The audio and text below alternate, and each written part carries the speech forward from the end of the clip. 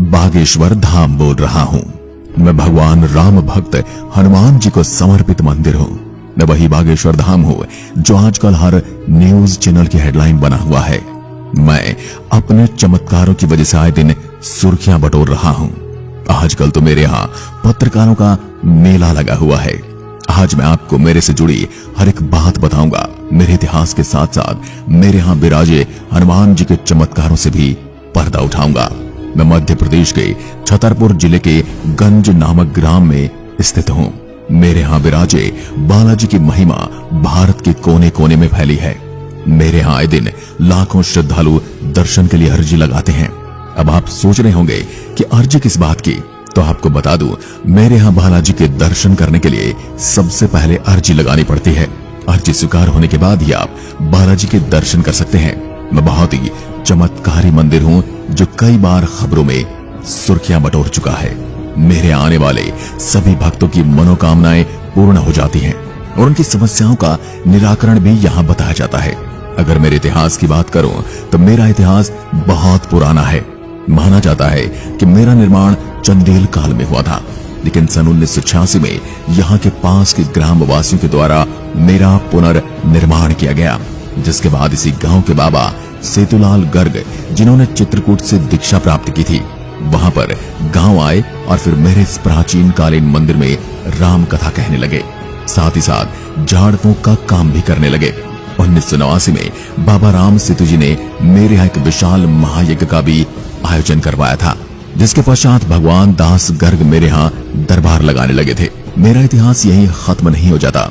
सन 1996 में धीरेन्द्र कृष्ण शास्त्री के जन्म से ही मैं सुर्खियों में आने लगा था, लेकिन उस समय इतनी टेक्नोलॉजी नहीं थी जिसकी वजह से मेरी ख्याति जन जन तक पहुंच पाए। सन 1987 से लेकर 2015 तक भगवान दास गर्ग जी महाराज धाम पर दरबार लगाया करते थे और धीरेन्द्र कृष्ण शास्त्री जी ने अपना गुरु उनके दादाजी को माना।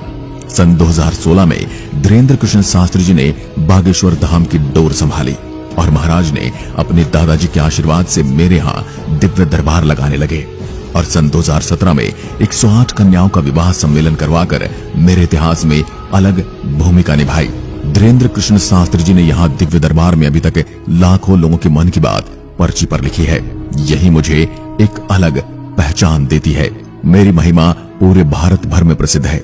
यहाँ तक कि कई बार खबरों में भी मेरी महिमा का बखान किया गया है और आजकल तो सारे न्यूज चैनल को मेरे नाम लिए बिना नींद नहीं आती।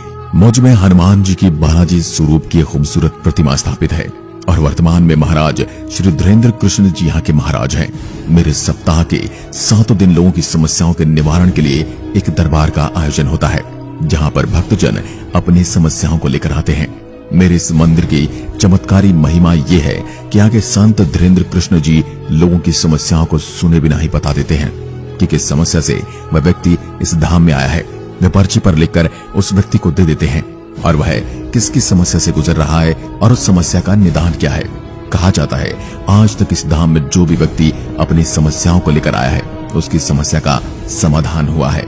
भूत प्रेत जैसी बुरी आत्माओं से पीड़ित लोग भी समाधान के लिए इस धाम के दर्शन करने आते हैं।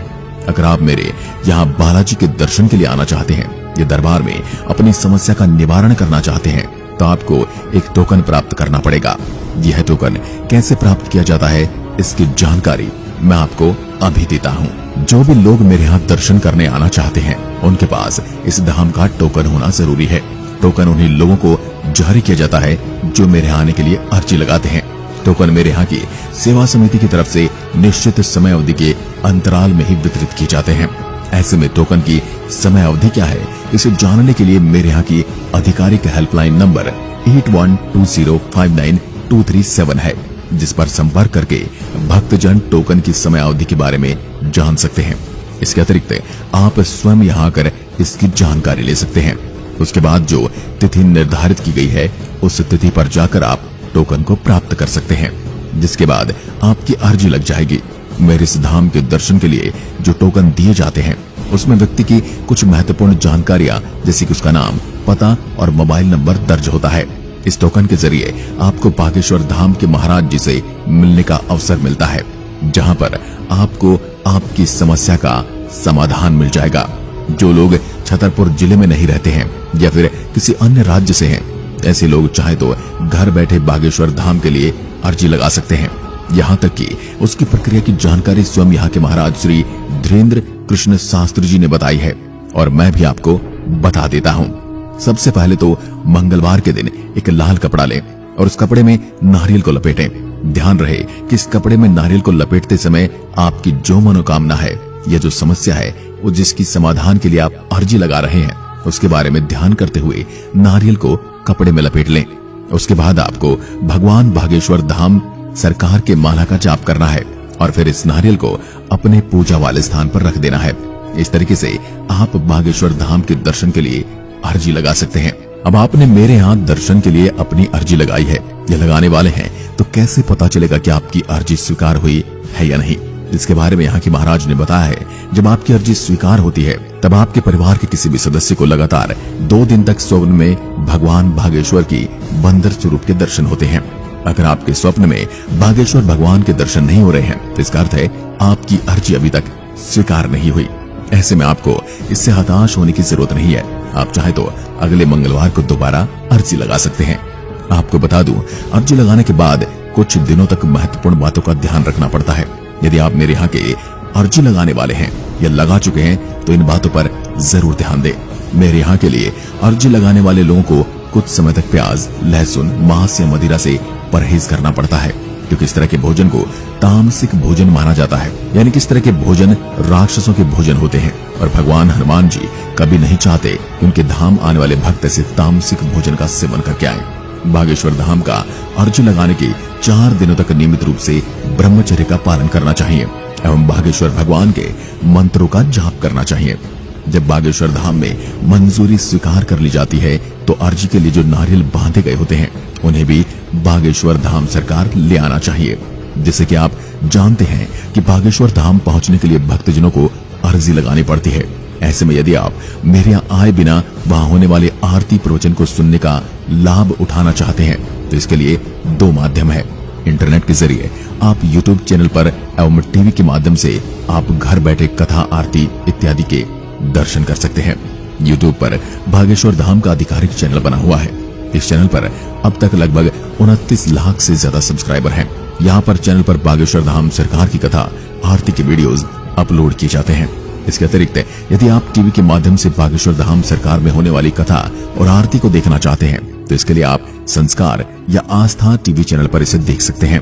इस चैनल पर बागेश्वर धाम में होने वाले कथा वचन का सीधा प्रसारण किया जाता है। अब आपको बताता हूँ कि आप मुझ तक कैसे पहुंच सकते हैं। यदि आप बागेश्वर धाम सरकार के दर्शन करने के लिए आना चाहते हैं तो आप हवाई, रेलवे और सड़क तीनों में से किसी भी मार्ग का चयन कर सकते हैं। तीनों ही मार्ग यहाँ तक पहुँचने के लिए उपलब्ध हैं। बता दें कि तीनों ही मार्ग के जरिए आप सबसे पहले छतरपुर पहुँच सकते हैं। छतरपुर पहुँचने के बाद 33 किलोमीटर की दूरी पर खजुराहो पन्ना मौजूद है, जहाँ पर बस या टैक्सी से आप पहुँच सकते हैं।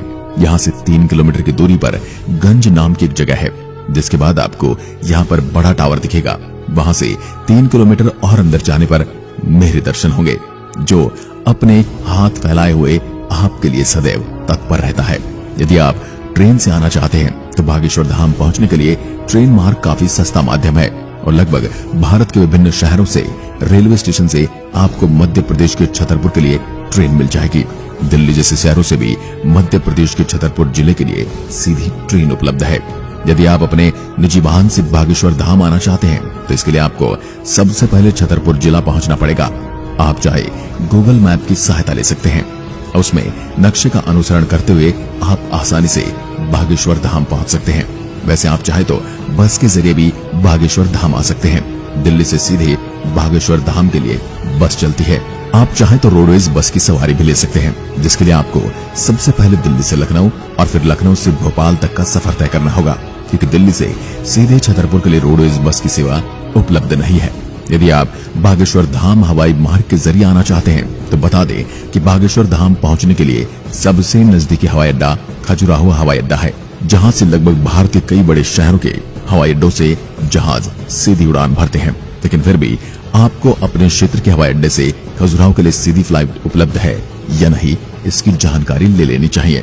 यदि आप भारत के किसी छोटे शहर से हैं जहां से आपको सीधे खजुराहो के लिए फ्लाइट टिकट उपलब्ध नहीं हो रही है, तो आप सबसे पहले ग्वालियर एयरपोर्ट के लिए टिकट बुक कर सकते हैं, क्योंकि ग्वालियर एयरपोर्ट के लिए भारत के छोटे शहरों से भी फ्लाइट उपलब्ध है।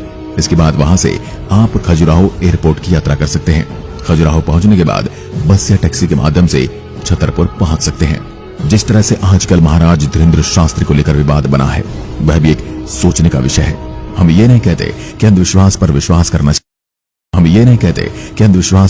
करना चाहिए। हम किसी भी तरह से अंधविश्वास की पुष्टि नहीं करते हैं, परंतु जब बात किसी की आस्था और विश्वास की आती है तो वह तर्कों के बारे में नहीं सोचा जाता। आजकल धीरेन्द्र शास्त्री को मीडिया और हिंदू विरोधी ताकतों ने घेरा हुआ है, लेकिन मेरा उनसे प्रश्न ये भी है कि जो दिवाली और जानवरों की बलि के ऊपर काफी ज्ञान और शो चलाते हैं, क्या वह उन धर्मों से क्यों प्रश्न नहीं करते? जानवरों को खाने की वकालत करते हैं, उन धर्मगुरुओं से उन धर्म में व्याप्त बुराइयों पर क्यों प्रश्न नहीं किया जाता? क्या किसी ने प्रश्न किया है? क्या आए दिन मदरसों और दरगाहों से रेप वगैरह की खबरें आती हैं? उनको कितनी और सजा मिल पाती है? सदियों से जो केस चले आ रहे हैं, उनसे किसी ने जाकर पूछा है कि अपने धर्म स्थल पर ऐसा कृत्य क्यों किया? यह सब सनातन धर्म के साथ ही क्यों? सबकी अपनी अपनी आस्था है, लोगों को कुछ लाभ मिल रहा होगा तभी वो वहां जा रहे हैं। इस बारे में आपके क्या विचार हैं, हमें कमेंट में लिखकर जरूर बताएं। साथ ही अभी तक चैनल को सब्सक्राइब नहीं किया है तो चैनल को सब्सक्राइब करके बेल आइकन जरूर दबाएं। धन्यवाद।